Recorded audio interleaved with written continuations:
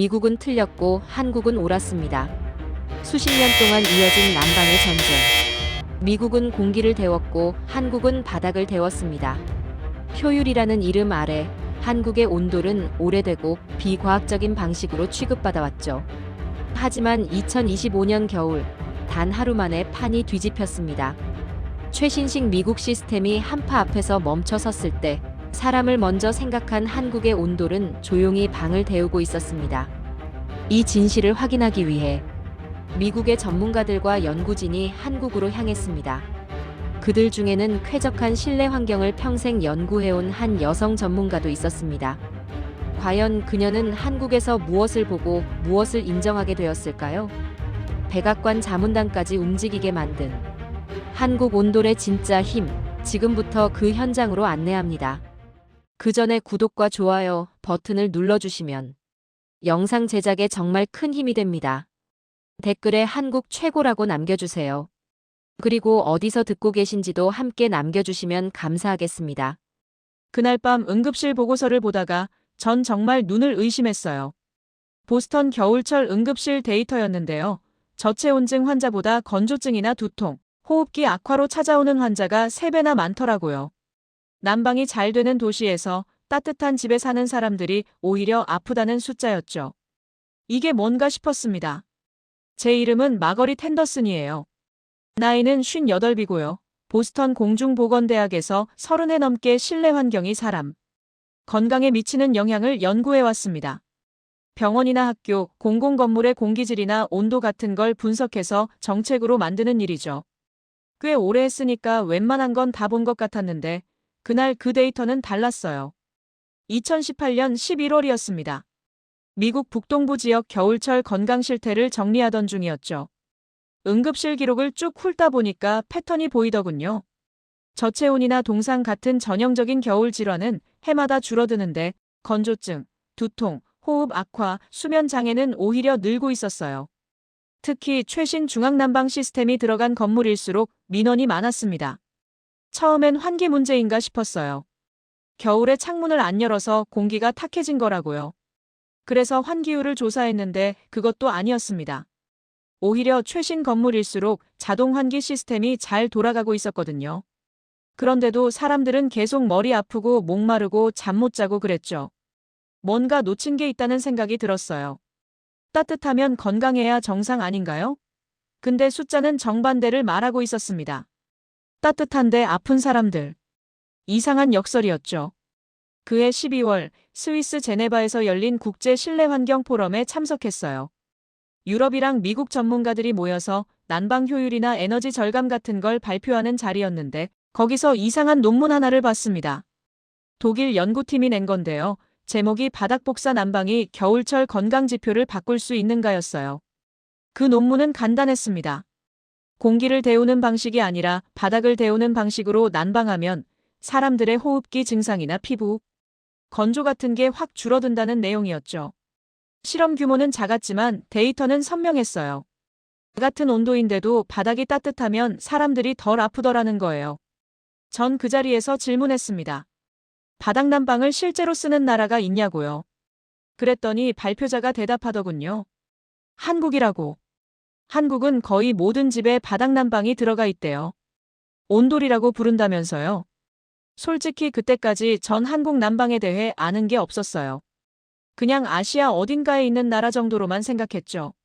근데 그 논문을 읽고 나니까 궁금해지더라고요. 만약 한국이 정말 전국적으로 바닥 난방을 쓴다면 겨울철 건강 데이터가 우리랑 다를 수도 있겠다 싶었습니다. 귀국하자마자 한국 보건 통계를 찾아봤어요. 영어 자료가 많지 않아서 애먹었는데 그래도 몇 개는 구할 수 있었죠. 그리고 숫자를 보는 순간 전 할 말을 잃었습니다. 한국의 겨울철 호흡기 질환 응급실 방문율이 미국보다 30% 이상 낮았어요. 실내 건조 관련 피부과 진료도 비슷하게 낮았고요. 같은 위도 비슷한 추위인데 결과가 이렇게 다르다는 게 믿기지 않았습니다. 그때부터였어요.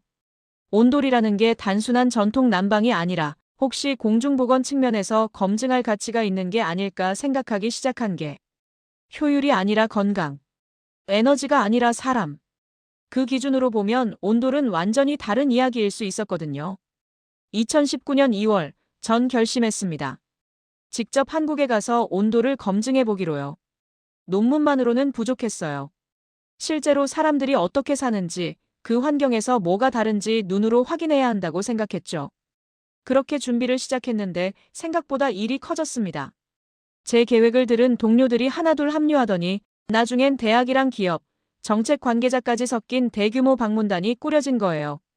연구 목적이라고 했지만 사실 다들 속셈이 있었죠. 온돌이 진짜 효과가 있으면 판이 바뀔 수도 있으니까요. 근데 전 그때까지만 해도 몰랐습니다.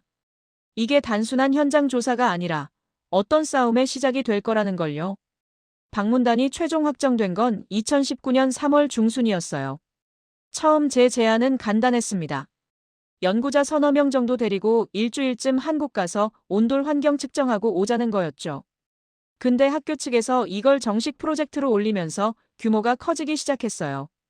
공중보건 전공 교수들이랑 환경공학 쪽 사람들이 합류했고요. 거기에 건축 설계 회사랑 난방 설비 업체 사람들까지 끼어들었습니다. 4월 초에 명단을 정리해보니까 총 17명이었어요. 대학 연구진이 8, 기업 쪽이 7, 정책 자문 역할로 2명. 겉으로는 공동 연구였지만 속을 들여다보면 다들 계산기를 두드리고 있었죠. 온돌이 정말 효과가 있으면 미국 난방 시장이 흔들릴 수도 있으니까요. 특히 기업 쪽 사람들 표정이 묘했어요. 관심 있는 척하면서도 경계하는 눈빛이었습니다. 그 중에서도 제일 노골적인 사람이 하나 있었는데 필라델피아에 본사 둔 중앙난방 설비 회사 부사장이었어요. 이름은 데이비드 콜린스. 나이는 40대 후반쯤 됐을 거예요. 출발 전 마지막 회의 때였습니다. 다들 일정이랑 측정 항목 확인하고 있는데 콜린스가 불쑥 말하더군요. 솔직히 말하면 전 회의적입니다. 바닥난방이 건강에 좋다는 건 검증된 적이 없어요. 그냥 문화적 선호도 차이일 뿐이죠. 제가 반박했어요. 통계자료 있다고 한국 겨울철 호흡기 질환율 보면 차이가 명확하다고요. 그랬더니 콜린스가 비웃듯 대답했습니다. 통계는 얼마든지 해석할 수 있어요, 교수님. 식습관일 수도 있고 유전적 차이일 수도 있죠. 우리가 가는 건 그런 과장된 신화를 제대로 검증하기 위해서 아닙니까? 그 말투가 묘하게 거슬렸어요. 검증이 아니라 부정하려고 작정한 것 같았거든요. 근데 그때는 그냥 넘어갔습니다. 현장 가서 데이터로 보여주면 되겠지 싶었죠.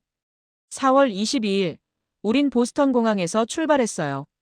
17명이 한꺼번에 움직이니까 공항에서부터 시선이 쏠리더군요.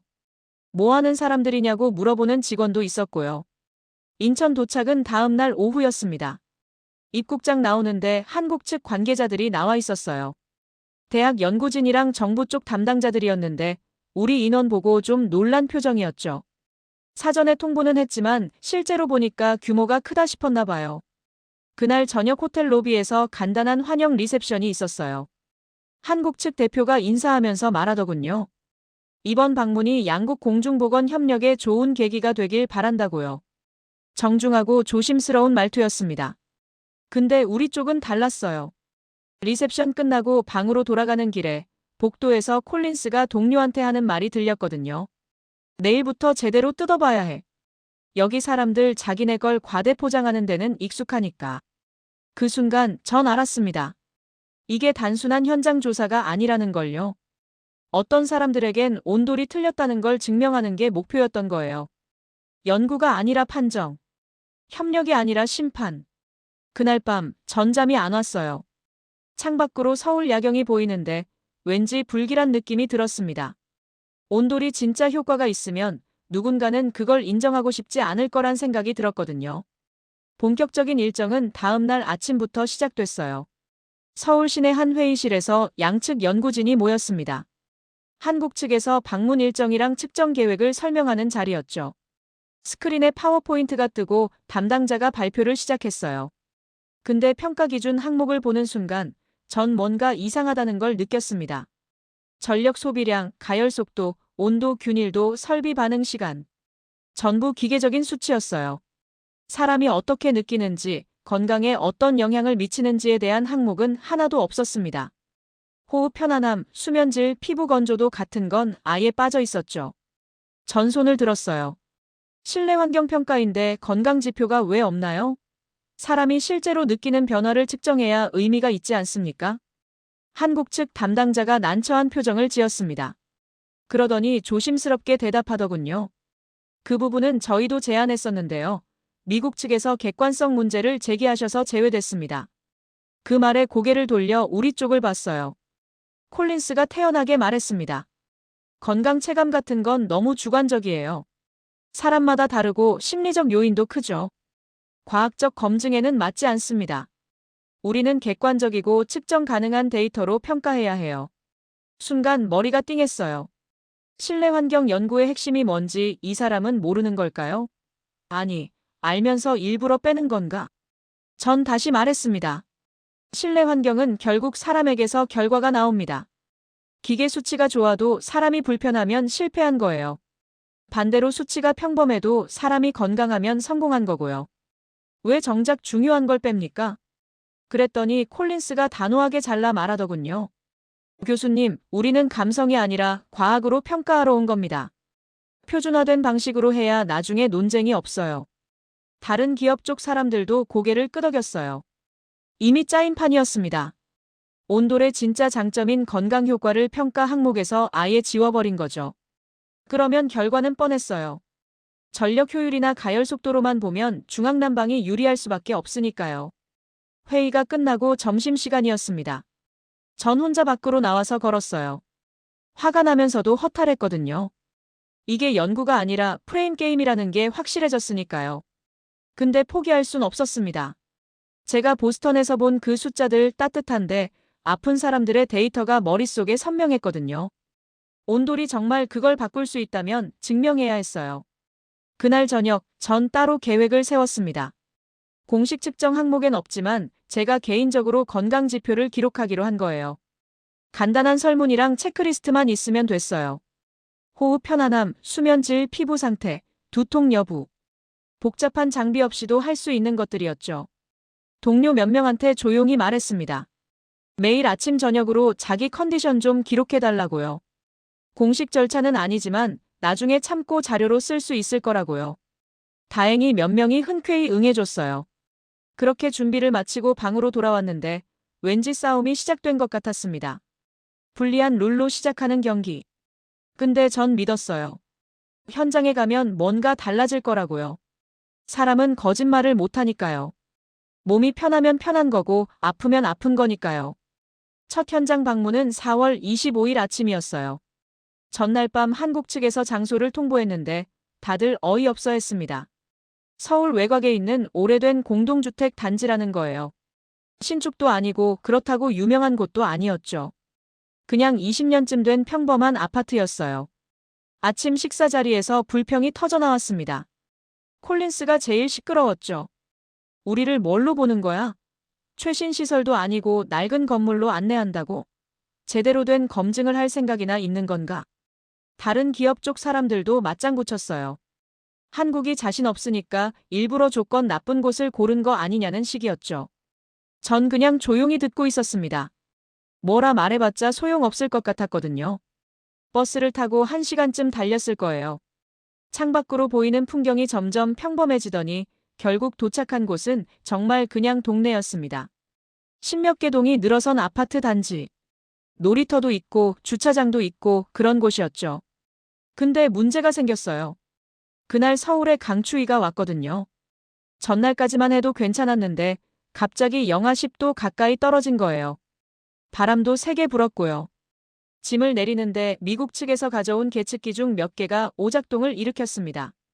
추위 때문에 배터리가 방전된 거였어요. 그러자 또 난리가 났죠. 이런 조건에서 어떻게 정확한 측정을 하란 말이야? 이건 불공정해. 콜린스가 한국 측 담당자한테 따졌어요. 왜 이렇게 추운 날 일정을 잡았냐고, 장비도 제대로 작동 안 하는데 어떡하냐고요. 담당자는 당황한 표정으로 사과했지만 분위기는 이미 험악해져 있었습니다. 전 그냥 가방을 메고 건물 쪽으로 걸어갔어요. 밖에서 싸워봤자 의미 없으니까 일단 안으로 들어가 보자 싶었죠. 2층에 있는 한 집이 측정 장소로 제공됐어요. 30년쯤 사신다는 할머니 댁이었는데 현관문을 열고 들어서는 순간이었습니다. 뭔가가 확 달랐어요. 일단 공기가 달랐습니다. 밖은 매서운 바람이 불었는데 안은 고요하고 부드러웠어요. 그런데 답답하지 않았어요. 숨쉬기가 편했거든요. 미국에서 겨울에 난방 빵빵하게 틀어놓으면 숨이 막히는 느낌 있잖아요. 그런 게 전혀 없었습니다. 신발을 벗고 안으로 들어갔어요. 그 순간 발바닥으로 올라오는 따뜻함이 느껴졌습니다. 뜨겁지 않았어요. 그냥 딱 좋은 정도로 포근했죠. 발이 시린 게 스르르 풀리는 느낌이었어요. 거실로 들어가서 잠깐 서 있었는데 이상하게 머리가 맑아지더군요. 아침부터 추위랑 싸우면서 긴장했던 게 풀리는 것 같았어요. 어깨에 힘이 빠지고 호흡이 깊어지고 그런 느낌이었습니다. 전 그 자리에 쪼그리고 앉아서 바닥을 손으로 짚어봤어요. 따뜻했지만 건조하지 않았습니다. 미국에서 히터 틀면 공기가 바짝바짝 마르잖아요. 입술도 트고 목도 따갑고요. 근데 여긴 그렇지 않았어요. 습도가 살아있는 느낌이었죠. 뒤따라 들어온 동료 하나가 중얼거렸습니다. 이상한데? 왜 이렇게 편하지? 다른 사람들도 하나둘 들어오면서 비슷한 반응을 보였어요. 다들 말없이 바닥에 손을 대보고 신기한 표정을 지었죠. 계측기 고장이니 뭐니 하던 소리가 잠깐 멈췄습니다. 그때 깨달았어요. 온도는 숫자로 설명하는 게 아니라 몸이 먼저 반응하는 거구나. 사람이 먼저 알아채는 거구나. 밖에서 콜린스가 들어오면서 여전히 뭐라 투덜거렸지만 전 신경 쓰지 않았습니다. 이미 확인했거든요. 이 낡은 집이 20년 된 이 평범한 공간이 제대로 된 답을 갖고 있다는 걸요. 그날 오후부터 전 본격적으로 기록을 시작했어요. 공식 측정팀은 온도계랑 전력계 들고 이리저리 숫자를 재고 있었지만 전 사람들 얼굴을 봤습니다. 아침에 준비해간 간단한 체크리스트를 나눠주고 지금 컨디션이 어떤지 표시해달라고 했죠. 항목은 5개였어요. 호흡 편안함, 피부 건조도, 두통 여부, 긴장도, 피로감. 1에서 5까지 숫자로 체크하는 방식이었습니다. 복잡하지 않았어요. 그냥 솔직하게 느낌 그대로 적으면 됐죠. 첫날 저녁에 결과를 모았는데 패턴이 보이기 시작했습니다. 응답자 12명 중에서 10명이 호흡 편안함 항목의 4나 5를 체크했어요. 피부 건조도는 대부분 1이나 2였고요.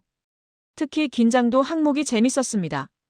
아침엔 3이나 4였던 사람들이 온돌방에서 2시간쯤 있다 나오니까 1이나 2로 떨어졌거든요. 이틀째 되니까 더 확실해졌어요. 사람들이 스스로 바닥에 앉기 시작한 겁니다. 처음엔 의자에 앉아서 회의하고 측정하고 그랬는데 자꾸 바닥으로 내려가는 거예요. 누가 시킨 것도 아니었어요. 그냥 자연스럽게요. 한 동료가 말하더군요. 이상한데 여기 있으면 긴장이 확 풀려. 등이랑 허리가 편해지는 느낌이야. 다른 사람도 거들었습니다. 나도 그래. 바닥에 앉았는데 오히려 의자보다 편하네. 발도 안 시리고.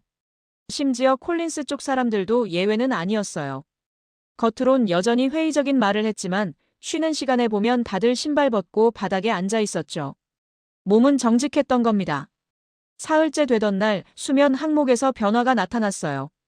호텔에서 잘 때보다 온돌방에서 낮잠 잔 날이 훨씬 숙면감이 좋다는 응답이 쏟아진 거예요.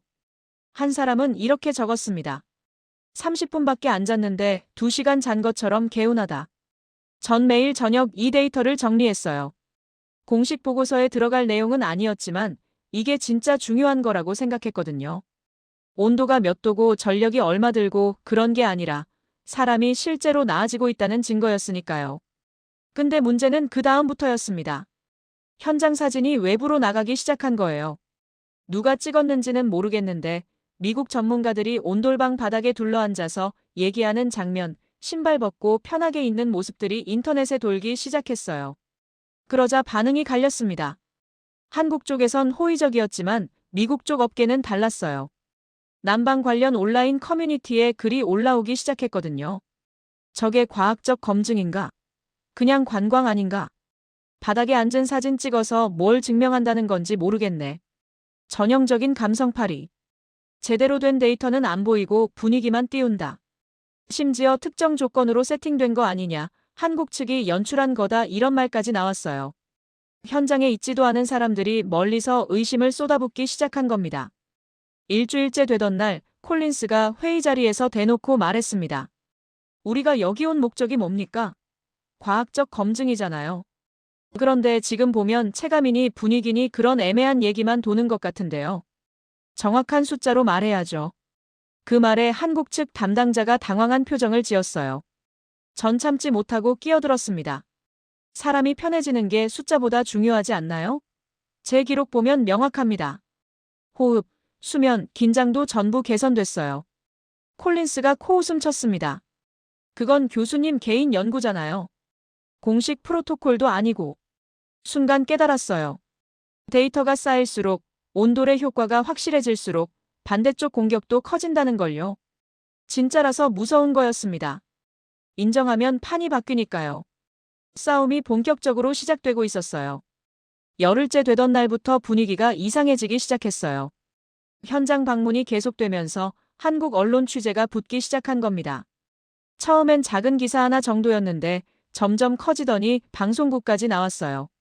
미국 전문가들 온돌 검증, 바닥 난방의 건강 효과 입증되나 이런 제목으로 뉴스가 나갔죠.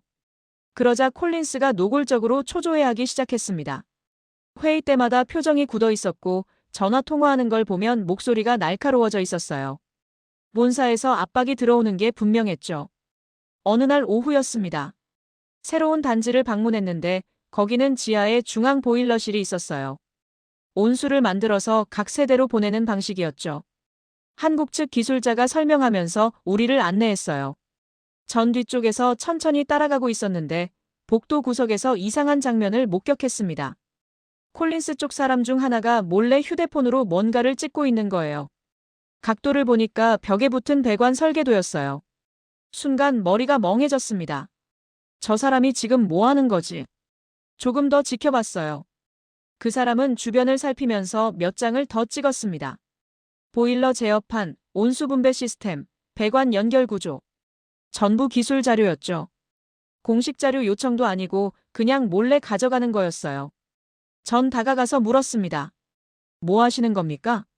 그 사람이 깜짝 놀라며 휴대폰을 주머니에 넣었어요. 얼굴이 붉어지더니 얼버무렸죠. 아, 그냥 참고용으로요. 나중에 보고서 쓸 때 필요할 것 같아서. 거짓말이었어요. 표정을 보면 알 수 있었죠. 저건 보고서용이 아니라 기술 탈취용이었습니다. 저녁에 숙소로 돌아와서 다른 동료들한테 조용히 물어봤어요. 혹시 비슷한 거 본 사람 있냐고요.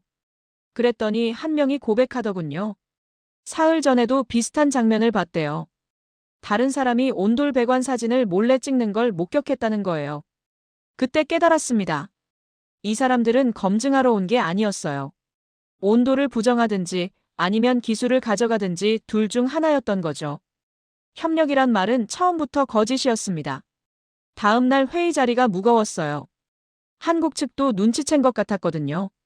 담당자 표정이 굳어 있었고 말수도 줄었죠. 그런데 오후에 또 사건이 터졌습니다. 이번엔 대놓고였어요. 콜린스 측 직원이 보일러실 기술 자료를 공식적으로 요구한 겁니다. 설계도면, 제어 프로그램, 배관 시방서 전부요. 한국 측 기술자가 난처한 표정으로 대답했어요. 그건 업체 기밀 사항이라 함부로 드릴 수가 없습니다. 필요하시면 정식 절차를 밟아서. 콜린스가 끼어들었습니다. 그럼 뭘 검증하란 겁니까? 결과만 보고 믿으라는 거예요? 투명하게 공개해야 신뢰가 생기는 거 아닙니까? 목소리가 높아졌어요. 주변 사람들이 긴장한 표정으로 지켜봤죠. 분위기가 폭발 직전까지 갔습니다. 그때였어요. 한국 측 현장 기술자 한 분이 조용히 일어났습니다. 나이는 50대 중반쯤 돼 보였어요. 말투는 부드러웠지만 단호했죠. 몰래 가져가려는 건 이미 다 봤습니다. 회의실이 조용해졌어요. 기술자가 계속 말했습니다. 필요하시면 몰래 말고 공개된 자리에서 배우세요. 숨길 건 없습니다. 온돌은 특허로 막을 기술이 아니라 사람을 편하게 하는 방법이니까요. 그리고 자리에서 서류 뭉치를 꺼내더니 테이블 위에 올려놨어요. 원하시는 자료 여기다 있습니다. 설계도, 시방서, 제어 방식 전부요. 가져가세요. 대신 제대로 배우고 가시길 바랍니다. 순간 공기가 바뀌었어요. 훔치려던 사람들이 오히려 작아 보였습니다. 당당하게 나누는 쪽이 훨씬 크게 느껴졌죠. 콜린스는 할 말을 잃은 표정이었어요. 받아야 하나 말아야 하나 그 사이에서 굳어 있었습니다. 전 그 순간 알았어요. 진짜 이기는 건 숨기는 게 아니라 떳떳하게 보여주는 거구나. 14일째 밤 서울에 한파경보가 내려졌어요. 일기예보에서 영하 18도까지 내려간다고 했는데 실제론 그보다 더 추웠습니다. 저녁 8시쯤 됐을 때 영하 20도를 넘어섰거든요. 40년 만에 기록적인 추위였대요. 우리가 묵던 숙소는 강남 쪽 최신식 호텔이었어요. 15층짜리 건물에 중앙난방 시스템이 들어간 곳이었죠. 첨단 설비를 자랑하던 곳이었습니다. 그런데 밤 9시 반쯤 갑자기 난방이 멈췄어요. 처음엔 몰랐어요. 그냥 좀 선선하네 싶었죠. 근데 10분, 20분 지나니까 확실히 추워지는 게 느껴졌습니다. 온도계를 봤더니 실내가 18도까지 떨어져 있었어요. 복도로 나가봤는데 다른 사람들도 나와 있었습니다. 다들 당황한 표정이었죠. 프론트에 전화가 폭주하는 게 들렸어요. 로비로 내려갔어요. 호텔 직원들이 뛰어다니고 있었습니다. 한 매니저가 설명했어요. 극한 추위 때문에 중앙 보일러 배관이 얼어붙었대요. 긴급 복구 중인데 시간이 얼마나 걸릴지 모른다고요. 10시가 넘어가니까 실내 온도가 15도 아래로 떨어졌습니다. 담요를 덮어도 추웠어요. 창문으로 들어오는 냉기가 장난이 아니었거든요. 사람들이 로비로 내려와서 모여 있었지만 거기도 점점 식어갔어요. 밤 11시쯤 공포가 퍼지기 시작했습니다. 이렇게 추운데 난방이 안 되면 어떡하냐고요. 특히 나이 드신 분들은 진짜 위험할 수도 있었죠. 콜린스가 화를 냈어요. 이게 말이 됩니까? 최신 시스템이라면서 왜 이래요? 호텔 측에선 죄송하다는 말만 반복했습니다. 복구 기사들이 왔지만 얼어붙은 배관을 당장 녹이기는 어렵다고 했어요. 최소 서너 시간은 걸린다고요. 자정이 가까워지자 한국 측 담당자가 급히 전화를 걸기 시작했습니다. 그리고 10분쯤 뒤에 우리한테 말했어요. 가까운 곳에 온돌방이 있는 집들이 문을 열어주겠답니다. 일단 그쪽으로 이동하시는 게 좋겠습니다. 다들 짐을 챙겼어요. 선택의 여지가 없었죠. 추위는 점점 심해지고 호텔은 얼음장이 되어가고 있었으니까요. 새벽 1시쯤 우리는 버스를 타고 며칠 전 방문했던 그 오래된 아파트 단지로 향했습니다. 길거리는 텅 비어 있었고 온도계는 영하 23도를 가리키고 있었어요. 단지에 도착하니까 몇몇 집에 불이 켜져 있었습니다. 현관문이 열려 있었고 사람들이 나와서 우릴 맞았어요. 말없이 안으로 안내했죠. 방에 들어서는 순간이었습니다. 따뜻했어요. 정말 따뜻했습니다. 밖은 영하 20도가 넘는데 안은 23도 정도 됐어요. 난방이 멈춘 적도 없고 흔들린 적도 없었죠. 그냥 조용히, 꾸준히 바닥에서 올라오는 온기가 공간을 채우고 있었습니다. 사람들이 하나둘 바닥에 주저앉았어요. 아무 말도 안 했습니다. 그냥 손을 바닥에 대고 발을 쭉 펴고 눈을 감았어요. 얼어붙었던 몸이 서서서 녹는 게 느껴졌죠. 집주인 할머니가 따뜻한 차를 내왔습니다. 김이 모락모락 나는 옥수수차였어요. 다들 두 손으로 컵을 감싸고 마셨습니다. 목구멍으로 따뜻함이 내려가는 게 느껴졌죠. 콜린스는 구석에 조용히 앉아 있었어요. 아까 그 화내던 표정은 없었습니다. 그냥 멍하니 바닥을 내려다보고 있었죠. 새벽 3시쯤 전 창밖을 봤습니다. 바깥은 여전히 혹독한 추위였지만 안은 평온했어요. 사람들은 담요를 덮고 누워서 잠들기 시작했습니다. 숨소리가 깊고 고요했어요. 그 밤 모든 논쟁이 끝났습니다. 온도 그래프도 전력 효율도 가열 속도도 아무 의미가 없었어요. 혹한 속에서 사람을 살리는 건 복잡한 최신 기술이 아니었습니다. 단순하고 튼튼하고 멈추지 않는 것. 그게 진짜였어요. 온돌은 이론이 아니었습니다. 생존이었죠. 귀국은 4월 30일이었어요. 공항으로 가는 버스 안에서 다들 조용했습니다. 17명이 왔는데 돌아가는 표정은 제각각이었죠. 어떤 사람은 생각에 잠겨 있었고 어떤 사람은 불편한 듯 창밖만 봤어요. 콜린스는 맨 뒷자리에 혼자 앉아 있었습니다. 인천공항 출국장에서 한국 측 사람들이 배웅 나왔어요. 그 혹한의 밤에 문을 열어줬던 분들도 몇 분 오셨더군요. 악수하면서 고맙다고 인사했는데 할머니 한 분이 제 손을 꼭 잡으시면서 말씀하셨어요. 따뜻하게 지내세요. 그 짧은 말에 왠지 코끝이 찡했습니다. 보스턴 도착은 다음 날 오후였어요. 집에 돌아와서 며칠 쉬었는데 뭔가 달라진 게 느껴졌습니다. 난방을 틀어도 예전처럼 편하지가 않았어요. 따뜻하긴 한데 그 포근한 느낌이 없었죠. 공기는 건조했고 발은 여전히 차가웠습니다. 밤에 잠을 자려고 누웠는데 한국에서 온돌방에 누웠던 그 느낌이 자꾸 떠올랐어요. 바닥에서 올라오던 고요한 온기, 긴장이 풀리던 그 순간들이요. 2주일 뒤 공식 발표 준비가 시작됐습니다. 대학 측에서 기자회견을 열기로 했거든요. 당연히 모두가 기대하는 게 있었어요. 한국 온돌에 대한 비판적 평가.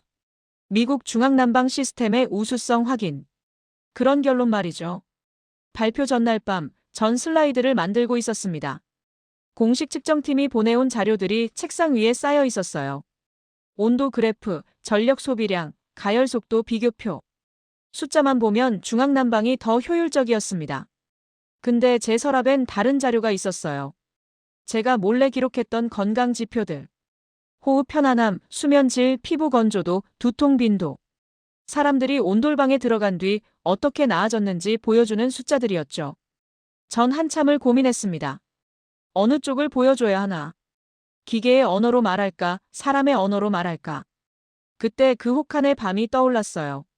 최신 시스템이 멈췄을 때 온돌은 여전히 사람들을 지키고 있었죠. 기술이 아니라 생존의 문제였습니다. 결정했어요.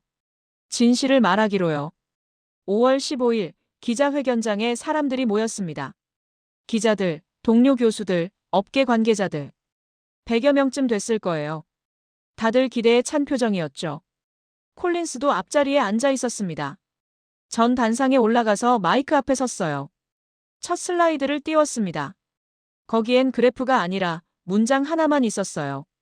우리는 따뜻함을 잘못 측정해 왔습니다. 객석이 술렁거렸습니다. 콜린스가 미간을 찌푸렸죠. 전 계속 말했어요. 지난 30년간 우리는 난방을 평가할 때 온도와 효율만 봤습니다. 몇 도까지 올라가는가, 전력은 얼마나 드는가, 얼마나 빨리 데워지는가. 기계의 성능이 기준이었죠. 다음 슬라이드를 넘겼습니다. 보스턴 겨울철 응급실 데이터가 나왔어요. 그러는 동안 사람들은 아팠습니다. 따뜻한 집에서 건조증으로, 두통으로, 호흡 악화로 병원을 찾았어요. 저체온증은 줄었지만 삶의 질은 나아지지 않았습니다. 세 번째 슬라이드. 한국에서 제가 기록한 건강 지표였어요. 한국 온돌 환경에서 2주일을 보낸 참가자 12명의 데이터입니다. 호흡 편안함은 평균 63% 개선됐습니다. 수면질은 58%, 피부 건조 증상은 72% 감소했어요. 두통 빈도는 거의 사라졌습니다. 객석에서 웅성거리는 소리가 커졌어요. 누군가 손을 들고 질문했습니다. 그건 공식 측정 항목이 아니지 않습니까? 전 고개를 끄덕였어요. 맞습니다. 공식 항목엔 없었죠. 왜냐하면 우리는 사람을 빼고 난방을 평가해 왔으니까요. 근데 난방의 목적이 뭡니까? 온도를 올리는 게 목적인가요? 아니면 사람을 편하게 하는 게 목적인가요? 다음 장면을 보여줬습니다. 혹한의 밤, 온돌방에서 사람들이 잠든 사진이었어요. 영하 23도의 밤, 최신 중앙난방은 멈췄습니다. 복잡한 시스템은 극한 상황에서 취약했어요. 반면 온돌은 변함없이 작동했습니다. 단순했지만 튼튼했고 조용했지만 확실했죠. 마지막 슬라이드를 띄웠어요. 결론이었습니다. 우리는 기준을 바꿔야 합니다. 효율이 아니라 건강, 속도가 아니라 안정성, 복잡함이 아니라 신뢰성. 온돌은 전통 기술이 아닙니다. 사람을 중심에 둔 공중보건 인프라입니다. 객석이 술렁거렸습니다. 콜린스가 미간을 찌푸렸죠. 전 계속 말했어요. 지난 30년간 우리는 난방을 평가할 때 온도와 효율만 봤습니다. 몇 도까지 올라가는가, 전력은 얼마나 드는가, 얼마나 빨리 데워지는가. 기계의 성능이 기준이었죠. 다음 슬라이드를 넘겼습니다. 보스턴 겨울철 응급실 데이터가 나왔어요. 그러는 동안 사람들은 아팠습니다. 따뜻한 집에서 건조증으로, 두통으로, 호흡 악화로 병원을 찾았어요. 저체온증은 줄었지만 삶의 질은 나아지지 않았습니다. 세 번째 슬라이드. 한국에서 제가 기록한 건강 지표였어요. 한국 온돌 환경에서 2주일을 보낸 참가자 12명의 데이터입니다. 호흡 편안함은 평균 63% 개선됐습니다. 수면질은 58%, 피부 건조 증상은 72% 감소했어요. 두통 빈도는 거의 사라졌습니다. 객석에서 웅성거리는 소리가 커졌어요. 누군가 손을 들고 질문했습니다. 그건 공식 측정 항목이 아니지 않습니까? 전 고개를 끄덕였어요. 맞습니다. 공식 항목엔 없었죠. 왜냐하면 우리는 사람을 빼고 난방을 평가해 왔으니까요. 근데 난방의 목적이 뭡니까? 온도를 올리는 게 목적인가요? 아니면 사람을 편하게 하는 게 목적인가요? 다음 장면을 보여줬습니다. 혹한의 밤, 온돌방에서 사람들이 잠든 사진이었어요. 영하 23도의 밤, 최신 중앙난방은 멈췄습니다. 복잡한 시스템은 극한 상황에서 취약했어요. 반면 온돌은 변함없이 작동했습니다. 단순했지만 튼튼했고 조용했지만 확실했죠. 마지막 슬라이드를 띄웠어요. 결론이었습니다. 우리는 기준을 바꿔야 합니다. 효율이 아니라 건강, 속도가 아니라 안정성, 복잡함이 아니라 신뢰성. 온돌은 전통 기술이 아닙니다. 사람을 중심에 둔 공중보건 인프라입니다. 객석이 조용해졌어요. 전 천천히 말을 이었습니다. 이번 달부터 우리 대학은 한국과 공동 연구 프로젝트를 시작합니다. 미국 공공건물 설계 기준에 바닥복사 난방 항목을 추가하고 건강 중심 실내 환경 평가 체계를 만들 겁니다. 온돌이 아니어도 좋습니다. 중요한 건 사람이 진짜 편해지는 환경을 만드는 거니까요. 발표가 끝나고 질문 시간이었어요. 여러 질문이 쏟아졌지만 마지막 질문이 인상 깊었습니다. 젊은 기자 한 명이 물었어요. 교수님, 온돌의 가장 큰 장점이 뭐라고 생각하세요? 전 잠깐 생각하다가 대답했습니다. 바닥이 따뜻해지니까 사람도 다시 사람답게 쉬더군요. 그게 전부였어요. 복잡한 이론도 화려한 기술도 아니었습니다. 그냥 사람이 편히 쉴 수 있는 공간. 그게 온돌이 만드는 거였죠. 회견이 끝나고 나오는데 콜린스가 복도에 서 있었습니다. 전 그냥 지나치려 했는데 그가 먼저 말을 걸었어요. 교수님, 저 잘못 생각했던 것 같습니다. 고개를 들어 그를 봤어요. 표정이 달라져 있었습니다. 그 밤 온돌방에서 잠들었을 때 30년 만에 제일 편하게 잔 것 같았어요. 전 아무 말 없이 고개만 끄덕였습니다. 몇 달 뒤 프로젝트가 본격적으로 시작됐어요. 한국 기술자들이 보스턴에 와서 시범 건물 설계를 도왔고 우리 연구진은 건강 지표 측정 방법을 체계화했습니다. 느렸지만 확실한 변화였죠. 지금도 가끔 그날 밤을 떠올립니다. 혹한 속에서 바닥이 따뜻했던 그 순간, 사람들이 조용히 잠들었던 그 평온함을요. 온돌이 가르쳐준 건 기술이 아니었어요. 사람을 먼저 생각하는 것, 복잡한 것보다 확실한 것, 빠른 것보다 오래가는 것. 그런 가치들이었습니다. 따뜻함은 온도가 아니라 사람이 느끼는 거니까요.